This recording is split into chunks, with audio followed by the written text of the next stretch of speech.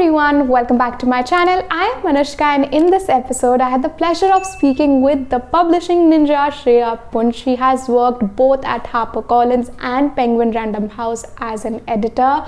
You will learn a lot, not just about the book publishing industry, but how a book gets published and the story behind writing a particular book, and you will also get some amazing recommendations. The timestamps are in the description box below and comments as well, so you can check out the podcast based on the topics you're interested in. And yeah, with that said, let's just quickly get started with this video or the podcast. Please tell me something about yourself and my audience. We would love to know about you. Okay. So I'm Shreya. I run the Editor Recommends on Instagram. I started my adulting as an engineer and decided that that wasn't the path for me. And I loved books and English and the language. So I requested my dad to let me pursue my dreams and my passion. And he said, okay, go for it. So I then did a postgraduate course in postgraduate diploma in mass comm and journalism. Started off my career as a health reporter at Mint, which is Hindustan Times' business newspaper. Wahan pe also, though, what happened is it required too much extroverting, which at that point I wasn't well equipped to handle. And I thought, okay, Typical book nerd. Yes, I need to go to publishing because that's where anyway my ambition was, and that's where my heart was. So I approached Penguin Random House and HarperCollins. Both of them were gracious enough to have liked me. And I chose HarperCollins as my first job in publishing. Had a brilliant 4 years there. Then moved on to Penguin, and I've published great books here as well. And now I consult as an editor. I'm no longer full-time. I no longer have a full-time job, but I love the freedom that comes with consulting because I can offer a lot more of my creative services to a lot of different brands, and that's exciting. So, how did you transition from engineering to a totally different field, that is literature and publishing? So the thing is, when I was doing my engineering, I realized that while I love science, and I still do, I have a huge love for everything to do with electronics and instrumentation and just the whole vast array that is engineering. I knew that in the long term I couldn't sustain it as a career because it was just not a good fit for me temperamentally. And when I reached that realization, I was also at that point in my third year of engineering, which is when most big companies come to your campus and they start telling you why you must apply to their company and why it's the best place and this and that. And at one such seminar, I was sitting there yawning and I pulled out a pen and paper, which the company had given for us to take notes about how great the company is. And instead I wrote down all the other skills I had, which could then translate into earning a living, right? Because in the end, you need money. And you can't, I don't come from a wealthy family, so to say. I'm privileged, yes, but not quite up to that level. And I saw that English language skills and a deep passion for books could translate into a career, which is publishing. And because I love books so much, I knew all about the publishers who were doing great work in India. And once I reached that realization that, okay, I have the skill set, I may not necessarily have the degree, but what I lacked in a degree, I could make up for in the amount of books I had read, in the kind of passion I brought to the fore. And also, engineering teaches you to be very jugadu. So you're also able to think from a data-driven standpoint. Math doesn't scare you, nor does, things like taking a risk scare you because that's science. It's pretty risky. So all those skills or all those temperamental, changes that have happened in me helped me in pivoting. And so once, number one, number two things were clear, I was like, okay, अब engineering graduate को तो creative role में फटाफट नहीं लेंगे. So how do I show that I'm creative? Exactly, that's my point. And then because Yeah, I figured. And then for about the next month, I started looking at what internships I could do, which were again at the intersection of my degree and what I wanted to be. Okay. And that led me to only one thing, which was, this magazine called Digit, which does gadget reviews. And I said, hey, they require writing and they review gadgets. So great. I'm good with gadgets. I can write. And that was a great internship. And I was there for 3 months, learned a lot from the team there.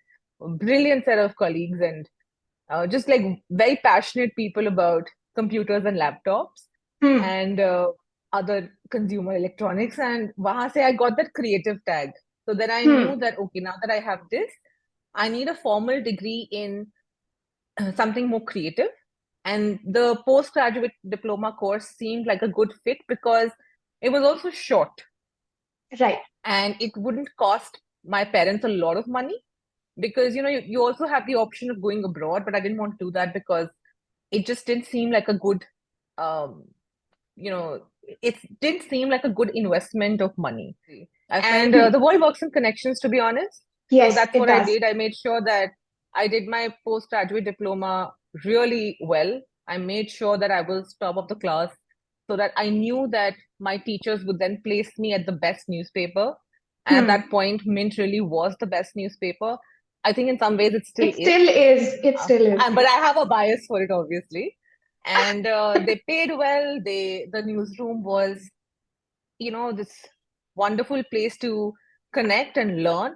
And also, I had mentors who told me that, okay, do this or do that to improve upon your reportage. And I was always more inclined towards editing because I didn't particularly crave the bylines. I was like, okay, I mean, as long as good content is being put out there, as long as it's helping people understand something better or informing them, I'm not very big on the bylines. And even during my postgraduate diploma, they teach you to know where your strength lies. Does it lie in editing or does it lie in writing? And there also, I was keeping a track of which assignments was I scoring the highest in and which assignments made me most excited. And that So it was during your journalism, degree that you realized that you wanted to transition into publishing and being an editor. It wasn't before that you wanted to be an editor, No, right? no. I knew that publishing mein jana to hai. I want to do something with books, but publishing also has a lot of different roles that many people play. So how do you know for a fact that you want to be the person behind a book? How do you know that you have the capability or the skills to be able to judge a good idea from bad, to be able to judge good prose from average prose?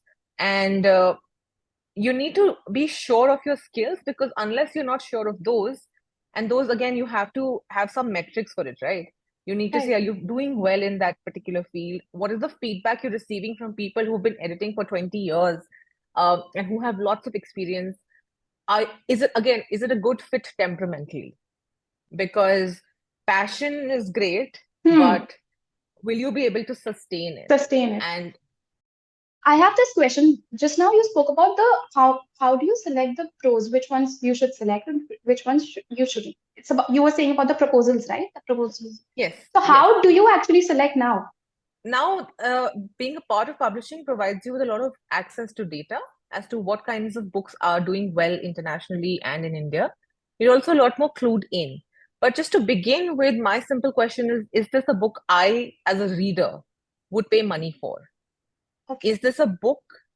And I'm very passionate about bringing out books which actually add value in specifically an Indian's life because just mirroring the West doesn't work for us. No. Our readership is vastly different. We're still a growing nation.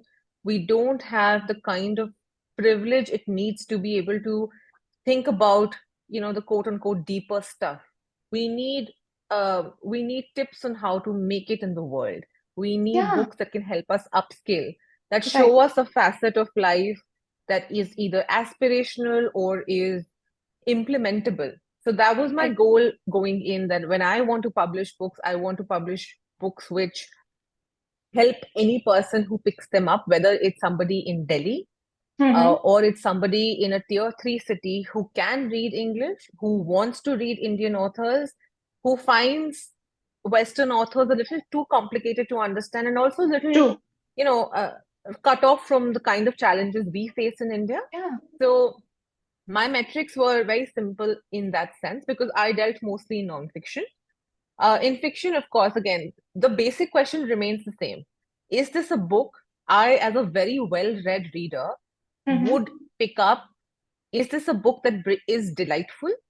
Is it a book that has either has an excellent idea or has the kind of writing that makes you pause and say, oh wow, this person has captured a certain feeling just so well, in a way that you instantly relate to it or that instantly makes you empathetic toward the writing.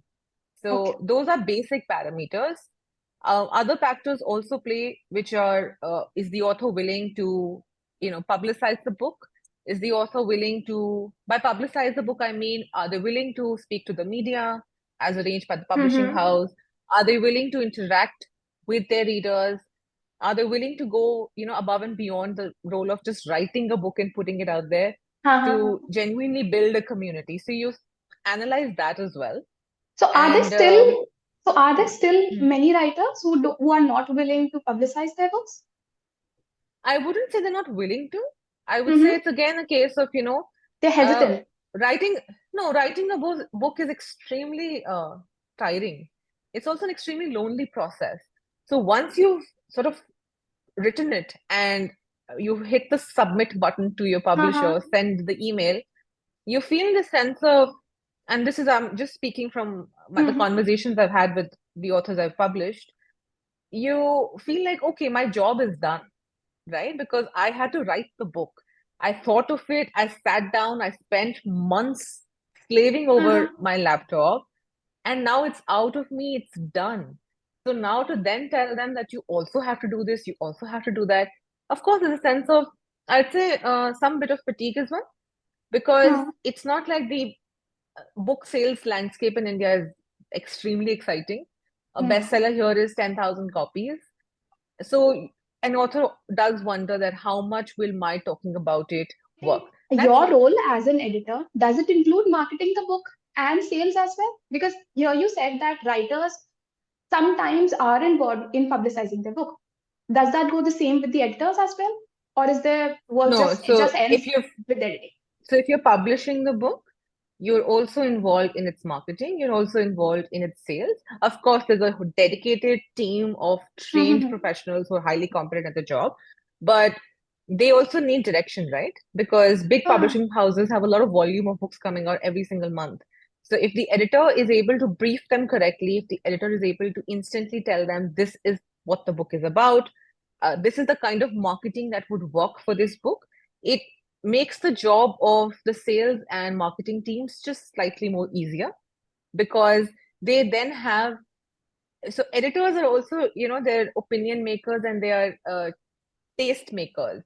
So when an editor who you assume has their finger on the pulse is telling you this is the next big fiction book, the sales team looks up to them for that because it's their opinion that they're getting paid for, right? And how often do you come up with that thought? As an editor? We have to do it for every book we're publishing. All my colleagues are very much a part of the marketing and the sales. How often does that feeling that this is the next bestseller fiction or this is the next bestseller non-fiction come? I mean, we all hope for that, but it's a rare feeling. It's a rare feeling when you know that this is a book that's going to make it big. Okay, so it's a rare feeling. And does it dishearten you, of course, if you genuinely felt that this book would work and it doesn't with the masses, but you're still attached with that book? Of course, it would hurt you because at the end of the day, I feel like your job as being an editor, once you start reading a manuscript and you edit it, that book also, I think, becomes a part of you as well. I mean, you also feel like a writer. Do you? Does that become your baby as well? Like your... Oh yeah, it's definitely a co-parenting situation. Yes. It's your baby as well. It's your baby. It's almost like the parent leaving their child and dropping them off in school. So just like your teacher is actively involved in shaping you up to be a certain kind of human being, but you also have your parents who are clearly your primary caregivers. So it's almost like when a child becomes super successful and comes back to the school and says, "Hi, ma'am, you remember me?" It's the same with editors. Like, hi, editor, do you remember me? This book is a bestseller. And you're like, yes, of course I do. I always knew it. So yeah. And we've been pretty attached to our books. Yeah. Okay. Now let's talk about the process of publishing. What is the process from the proposal? How do you actually get proposals, firstly?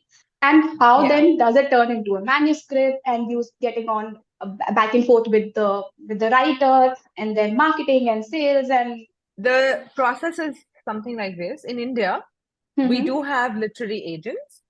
In the West, however, if you see the blogs and everything, you'll realize that all proposals need to come with an agent, because that's just a first, shunting of the good ideas versus the truly trash ideas. In India, direct commissioning is something we all do. We do reach out to people with an idea, somebody whom we think could, deliver a great book. In fiction, though, mostly, and I'll talk first about fiction. Ideally, you should approach an agent. You should have the full manuscript ready, at least the first draft of it ready. You approach an agent, they help you tidy it up and make it more presentable. They create a proposal for you, which they then send to various commissioning editors and publishing houses. And the agent is then responsible for making sure that they're sending this particular book to the right kind of commissioning editor who is either interested in this topic or is, passionate about it. So if I got a fiction proposal, I would probably pass it on to a colleague because I specialize in a certain kind of nonfiction, and vice versa. So an agent makes that task easier, which is finding the right commissioning editor. Now, within the publishing house, let's say I, as the commissioning editor, love the proposal. I will then have to take it up with my team, my larger editorial team, which includes the publisher, my colleagues, senior editors, and we discuss the proposal, its merits, its demerits, why we think this is a good fit, why we think it might not be a good fit, how do we think we'll be able to market it, what do we as the publisher bring to the table for the author. Because in the end, the dominating thought amongst us is, if you're not able to do anything for the author with the kind of resources we have, it's best for the author to then find a different home for their book, because you also want to be able to make this an enjoyable experience for the author. Right. So once the edit meeting, maybe decide that, okay, this proposal sounds good to go, we then take it to something called acquisitions, where then the sales and marketing and legal teams also wet the proposal. They gave in their thoughts. And then all of us have a consensus as to what our vision for the book is. Does it go as a paperback? Does it go as a hardback? Do we want this? Do we want that? What is the print run we're looking at? At what price point do we think that the target readership will be, happy to pay? So you keep all of this in mind, and then you decide on publishing. And all this happens just on the basis of the proposal before the final manuscript is ready. No, so the fiction, you will have the final manuscript also with you. By final, I mean, again, the first or second draft. It's as close to the final product, maybe say at a 75% or 80% stage. The remaining 20%, the finesse of it comes with a process we called the development edit and the copy edit. But for fiction, you need to have the full manuscript. And where does your role fit in, like the editor's role? Where does it come? So once we know that we definitely want to publish the book, the contract is signed, and that's when the commissioning editor dons the hat of a developmental editor. And that's when I will sit with the author or whosoever the author's editor is. They will sit with them and go through it and see what the flow of the book is. Does it match? Are there any improvements required? Mostly there are. And ideally, the editor and author have already had this talk once before, in the sense of whether our visions match or not. And it's only after that you take it through the other processes. But at this stage, the editor will give you bigger plot point or character arcs to work on in case they require working. Then once this process is done, you're close to about, say, 85% of completion stage. And then it goes into copy editing, which is when, you dot the I's and cross the T's and you look Okay. at grammar and punctuation and, the absolute minutiae of making sure the book is as close to perfection as possible. So the editor can bring changes to the plot as well, like the We storyline? can advise the author. We can advise the Advise. author that, maybe not this ending, but perhaps this. Maybe Okay. she doesn't go to this village, but somebody from the village comes to her. Okay. These are suggestions we offer. We don't make the edits. No edit in the manuscript is made without the express consent of the author. Okay. Okay. Yeah. And how does someone contact a literary agent? Like if they How are a do you newbie, contact a they literary? have no Yeah. contacts. They're just a budding author, debut author. How do they contact? So they can reach out to me and I will point them in the right direction. My DMs are always open and I'm usually pretty quick to respond. But if you're looking for I agree to resources that. yourself, if you're looking for resources for this, you have some of the best agents whom I know are Meeta Kapoor from Siyahi. There's Kanishka Gupta from the writer's side. There's Anish Chandy of Labyrinth, and others. So there's also a suitable agency run by Himali Sodhi. These are people I've worked with, and they're wonderful. You also have to understand that these people receive so many proposals in a week. It's a little insane. So there's a lot of backlog because most agencies are 1 to 5 member teams. Okay. And you have to always be empathetic to the fact that there is a real life human person on the other side who has to sit and read a lot of text to be able to come back to you with the next steps. So if you have that in mind, it'll inform the way you also write the first email. The contact details of all these people are available on the internet. They all have great websites. They're all on social media, thankfully. They're also on LinkedIn. They're also on Twitter. So what I advise most people to do is see where these people are most active on. Everybody has 1 or 2 platforms they love more. Okay. So Twitter usually is the best place because you have to be on Twitter. Instagram can get a little crazy, what with the number of notifications one receives. Don't just, cold pitch. Try forming a relationship with the person whom you wish to contact. And by this, I mean, comment on their posts, write something insightful, be visible, be seen. Because I know for a fact the top 20 people who've been following me since day 0 are people whom I can tell you, who they are, what their profiles look like, what kind of books they like to read. And now if one of these people were to tell me that, hey, Shreya, I have a book idea, I would be more inclined to help them because we've had a history. There is a personal relationship there. True. They have checked in with me. I have, or things like that. Yes. तो वो सब करो यार, थोड़ा मेहनत डालो. अगर idea 2 महीने बाद पिच करना है तो 2 महीने पहले से तैयारी शुरू कर दो ताकि they know who you are. हाँ. ठीक है. So another question that I have is, just now you said that the process can get tiring for the author and I feel like for the editor as well.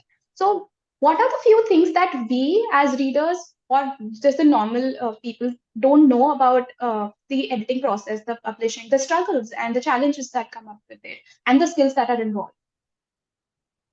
So the skills are the easier bit. Okay. The skills needed to edit a book are quite honestly just an appreciation for good language and the ability to be 100% empathetic to the needs of the target reader, which is why it's very important for authors and editors to know who is that one person whom you're writing this book for. Because if there's one, there will be million. That's just how data works, right? Okay. And extrapolation works. So your end goal in editing is with each iteration of the text, you're taking it one step closer for the reader's experience to be more joyful. And joy can be information driven. It can also be emotion driven. But it should be joyful. Like, I could be reading something as serious as a book on bodily autonomy. Oh, sorry. Can we scratch that? I could be reading something as serious as a book on body anatomy and still find it delightful, right? So Right. that's technically the skill you need to be a very well-read person, to have read Mm-hmm. diversely, to have read not just the bestsellers, but also other books which you have a fine appreciation for, to have read tweets, to have read book reviews, to have read different kinds of articles, or, you know, the written word can take many shapes. So you should Hmm. technically be well versed in all. Okay. Uh, Now you can obviously learn this formally through a degree in Mm-hmm. the fine arts, but many editors whom I know who are really, really good at the jobs don't have an English honors degree, uh, myself included, and Yeah. so I don't, I But don't you know how have much a that degree. love for reading Yeah, so and that love is, for. I think, yeah, it's non-negotiable. You should also have Hmm. some bit of awareness around what's working in the market right now and what's not. And again, all Hmm. of this basically boils down to, do you read enough books? Correct. Do you So read that's enough the, books? How yeah, I many books average. have you read? Typical question. How many books I've Um, read? I don't have a count for you, but on an average, I end up reading somewhere between 80 to 100 books a year. mm-hmm. Okay. Yeah. When I was younger, this number was a lot more. Of But now that I read as for a living, and now hmm. because we all have Instagram and I love memes, and Twitter and Reddit, there's only so much one can read in a day. Right. So, but has the social media changed the game in book publishing as well? Oh, 100%. I mean, you have How? Pauline Hoover selling millions of copies because Book Because of Talk loved TikTok. her. Yeah. Yeah. And Hmm. Book Talk has created so many stars. And unfortunately, I have bought every single Book Talk craze book, and they have all, unless they're really good, mostly disappointed me. Because, and this is no, I'm not judging them. It's just that, Hmm. like, there are better books out there, guys. There are better books. Discover better authors, Yes. discover different kinds of authors. There's Huh. so much out there, but I'm sure that they'll get to it. It's fine. It's all okay. Yeah. I feel like your reading taste also develops over time. It's Yeah, the yeah, for sure, for you sure. You could initially start. start with you initially Yeah, start so with I the don't most have a popular problem. ones, the bestsellers, Yes, to yeah. And that's a great discover place more. to start, because you're Yeah. also then being able to participate in certain discussions. You're Oh, also able to say that, "Ha, मैंने भी वो पढ़ी है," and मैंने भी वो like पढ़ी है. you'll find a lot हाँ. more people reading Yes. the same thing, and Hmm. you bond with those people. But now, Yes. if your reading journey stops just there, that's where I have a problem. Especially if you're serious about books. If you're just a casual reader, if you Mm-hmm. don't aspire to become an author or a part of publishing, you can't stop at just the popular books. You have to have depth and width in terms of what you're reading. So this is a caveat only for those who are interested in books professionally. Okay. Baki This to is read whatever, man. As long as you're reading, I'm happy. Like, read. a another question that I have is this one is personal. I recently experienced reading slump because I Hmm. feel like I was reading too much, reviewing books for the channel and stuff like that. Do you, as an editor, because now that you've read so many books, does that come often, a reading slump? And then how do you cope up with it? Because now it's your job now. So how do you cope up? Yeah. There's a joke in publishing. As soon as you become an editor, you stop reading for pleasure, because, you're doing Hmm. it every day. Hmm. Hmm. Hmm. Hmm. Hmm. Thankfully, this is also one of the reasons why I chose non-fiction over fiction as a professional path, Hmm. because I was like, chalo, with every new non-fiction book, you learn something new. Hmm. Uh, and you can have one degree of separation between your work life and your personal reading choices. Yes. So reading slumps come often, Hmm. and I especially struggle with them because one bad book, which is a lot of like labor of love in terms of reading it, if it Hmm. doesn't satisfy me, if it doesn't bring me joy, I'm just like, okay, Oh. this is all a pointless exercise. Why do I even try? Because, for every reader knows that when you're Yeah. invested in a book, oh, you are so So invested. It's not like a invested. movie. Yeah, No, it movies don't make isn't. me cry. Yeah, you No. can feel a dog in a movie. I don't care. But if something slightly sad happens in a book, I am weeping. I become the protagonist. I behave like the protagonist. I remember when I That's was reading me. Sherlock. Yes, I consider yes. myself the protagonist each and every time I read a book. I'm like, I think oh, my this is worst phase me. was when I was in my Gone Girl phase. Because I am Amy. Okay. I And I am the remember devil. I am the cool girl, but not the Oh, cool girl. not so So cool. yeah, so I think books are a big investment for me. I'm very picky about what I read. And when slumps happen, it's usually because a certain number of books haven't been delivering the kind of hits you require to keep on Yes. going on. Yeah. And in that case, I then just I let it be. I sit with my slump for a bit. I'm like, oh, hi, Oh, old friend. Welcome. Let us slump. It's yeah. fine. I will then watch some mindless reality TV.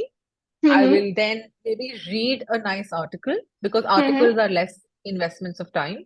It's a Mm-hmm. few scrolls and you're done. I Mm-hmm. will then perhaps go on Reddit and look at what other people are talking about books because that also brings me a lot of joy. So I'm It still does. thinking about books, but I'm not involved in one. And once the slump has had 2, 3 days with me, I feel like, okay, now, like a polite house guest, you must leave. And how do you leave? I then start looking for which is a book which will get me that dopamine hit quicker. And for me, these are thrillers. I love a good thriller. If you can Yes. surprise me, I mean, nothing like it. But if you can Hmm. even make me go like, okay, yeah, I was right, but this was good. Hmm. I'm happy with that. Yeah. So the the book that gets you out of the slump requires the most research. So you will see me like an investigative reporter looking at Goodreads and Amazon and then seeing what the bad reviews about. Are they trolls or are they Hmm. genuinely unhappy people with the book? Hmm. Some Hmm. research karke I reach on like 2 thrillers. I read them both in one day, and then that leaves me craving for a more satisfying read. And then I'll go back to a book which is more respectable, can go on the gram, is very Hmm. literary, is shortlisted or longlisted. So you go through the whole But gamut. now Yeah. coming to some Indian bestsellers or some Indian underrated books that I want recommendation from. Okay. Hmm. Uh, One fiction that I want everybody who's watching this video will ever watch it to read is Tanul Solanki's new book called Manjhi's Mayhem. It Manji's Mayhem. is, yes, it's not Okay. underrated because I think it deserves all the ratings it gets. But yes, I think the more people talk about the book, the better it is. It's just 200 Mhm. pages. Okay. Every single sentence is crafted to perfection. And I very rarely say this about Indian fiction. I think most Indian fiction is overwritten, over-explained. But Tanuj has clearly done a lot of research into how to craft the perfect crime noir novel, and it shows. I mean, it's set in Bombay. It's about Manjhi, who's the protagonist, and it's this epic tale of, a bag of money, a Mhm. small love interest, and Mhm. just go, go, go action. And not action in the sense like a Rohit Shetty movie, but action in the sense that there's a lot happening in the book which keeps you Okay. hooked. In nonfiction, because it's the new year, Hmm. um, we're, and also because the last 2 years have been just a little heavy in the sense of the Hmm. pandemic, then getting over the pandemic, then realizing that you can't get over the pandemic. It's left scars on all of us. There's Yes. this book by uh, Aruna Gopakumar and Yashodhara Lal called And How Do You Feel About That? Uh, it's a book that Okay. tells you what therapy can do for you. So it's about 50 stories of people and their Mm-hmm. therapy session. Mm-hmm. And once you read it, there are several Mm-hmm. stories that you will connect with that, oh, this has happened with me as well. Hmm. And you will feel Okay. validated. You will Mm-hmm. also feel that, oh, I never thought this was actually a problem. Because most of us think, this is our lot and we must deal with it. Like our families are unsupportive, but हाँ, India में तो ऐसे ही होता है. Your Correct. parents are mean to you, हाँ, but they're parents. Like India Their में तो ऐसे ही parents. होता है. Huh. Yeah. And you have certain quirks yeah, I'm just weird. No, you're not. There are reasons for it. Your brain has developed a certain way, and therapy can help you unpack that. And if you so wish to, it can also help you improve. It'll make you cry. It's a Oh very God. nice book. Like, there's no way in hell that you will not think of certain stories in context to your life because, man, they've done some really good work here. Okay. Okay. I can And the already last one is feel. my favorite, which is Mhm. this one. It's Dr. Cupis's Okay. book. I saw it on your Um, story. yes, This has been recently launched, right? yes, it's just Okay. come out, and I Mm-hmm. think it's like, dude, if we had read this book when we were teenagers, we would have Uh-huh. so much less shame around our bodies. We would be so much more open to talking about Hmm. pleasure. I mean, we all Yes. deserve pleasure. And I don't know why Right. we're so tight-lipped about it. And see, the cover is so, family friendly with It just is. her face on it. And she's clearly a doctor. But So you it can is trust her. beautiful. The cover Yeah, is it's a beautiful, very, like the but I want saturated to focus color on, bright. yeah, Hmm. I want to focus on the family friendly thing because if your dad sees this book on your bed, he's not going to think about vaginas and penises. Hmm. He's going to think, Hmm. oh, it's a book on the body. So Yeah. you can read it safely anywhere, which I know is a Mm-hmm. big concern for most people. You don't want to be a 50 Shades of Grey situation in India where you're covering it in the newspaper and Correct. reading it on the Correct. metro. Hmm. Inshallah, we'll reach a place in our society also where we're unabashed about what we like and what we don't. Yeah, so Wow. another fiction book that I thought was brilliant was Mm-hmm. Arvind Jayan's book. It's, I think, his first book. Yeah, it's his Mm-hmm. first book. It's called Teen Couple Have Fun Outdoors. Again, it's a short book because I know Indians love short books. Most Indians. Jaldi Mm-hmm. khatam ho jaye. Ha ha. Uh, so Teen Couple Have Fun Outdoors was brilliant. I kept thinking about the book for I think a good 8 days, which is a record for me. Like I usually am done whatever I need to think about it, I'll put it in my diary and we're over with it.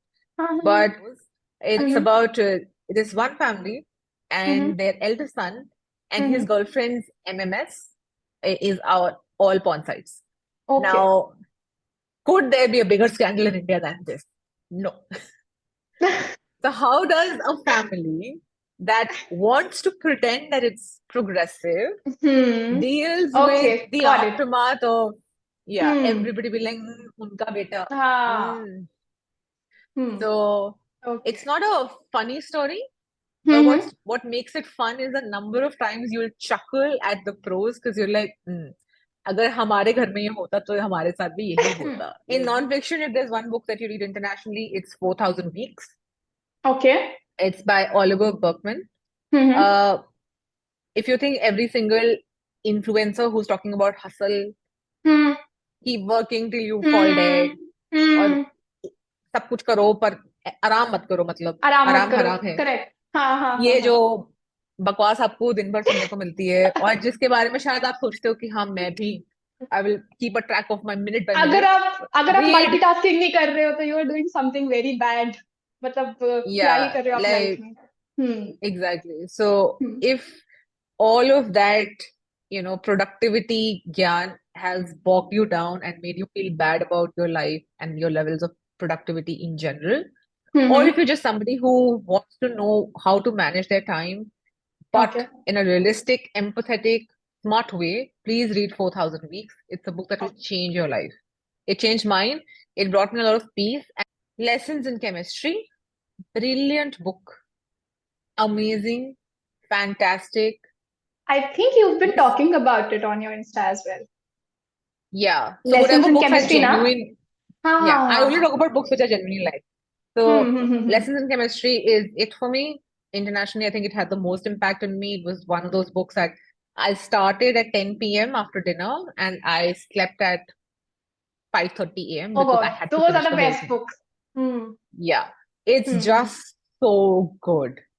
And this is a bestseller, and Mm-hmm. this has made a lot of hype around the world. And this is one of those bestsellers that you're like, yeah, yeah, This kuch to deserves it. baat. This Ah. this this deserves it. There's this one underrated, beautiful book called "Once There Were Wolves" by Mm-hmm. Charlotte McGonaghy. I Okay. think I was randomly like looking at books in general. I was on various publishing websites and just looking at the catalogs. Mm-hmm. And I downloaded this as an audiobook because at Okay. that point I was walking my dog a lot and I needed Mm-hmm. something to hear. Mm-hmm. I think it's one of the most beautiful, breathtaking books that involves things I never thought I would like, which is environment conservation. Okay. I usually prefer that in non-fiction format, Uh-huh. but this is fiction, and you feel terrified for what could happen to the world if we all didn't just suddenly wake up to the fact that we're ruining our environment. It involves wolves, Okay. and it has a murder mystery, Okay. and it's gorgeously written. It's Mm-hmm. set in a beautiful locale, which makes it all the more terrifying because, when there's so much beauty, you stop thinking about your fears. But that's where you actually should think about them because all of that beauty could go away.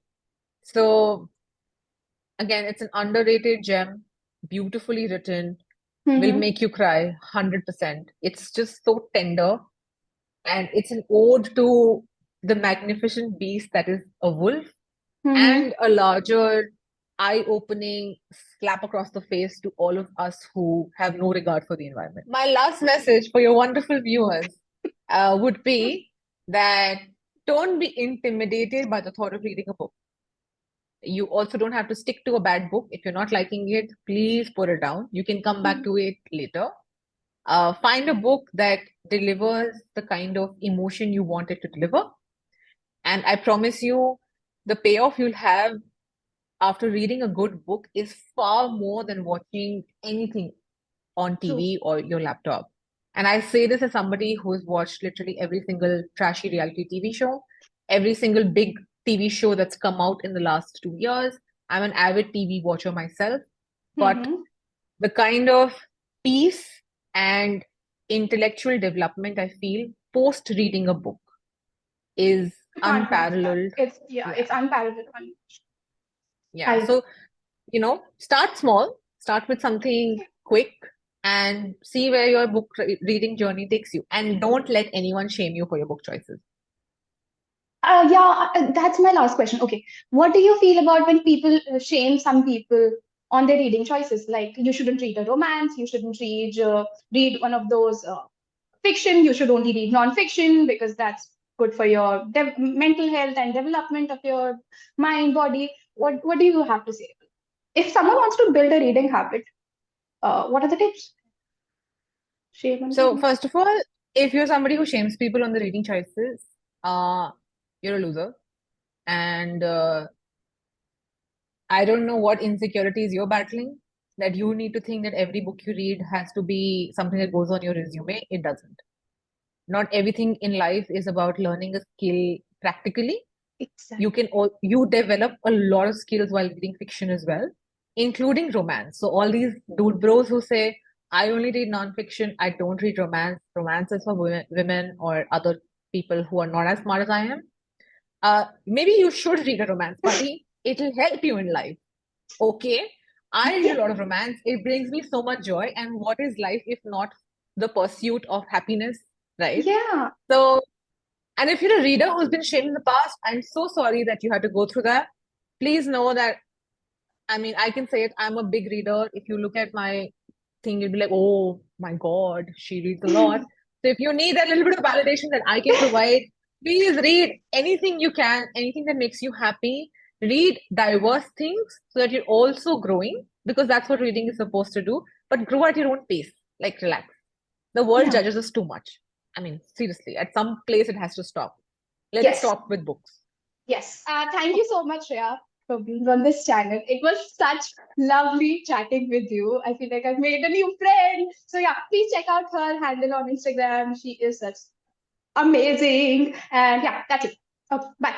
Thank you so much, Anushka. Okay. Okay, wrap up. Am I keeping Okay. this a video? I don't know. No. I don't know, I don't know, maybe.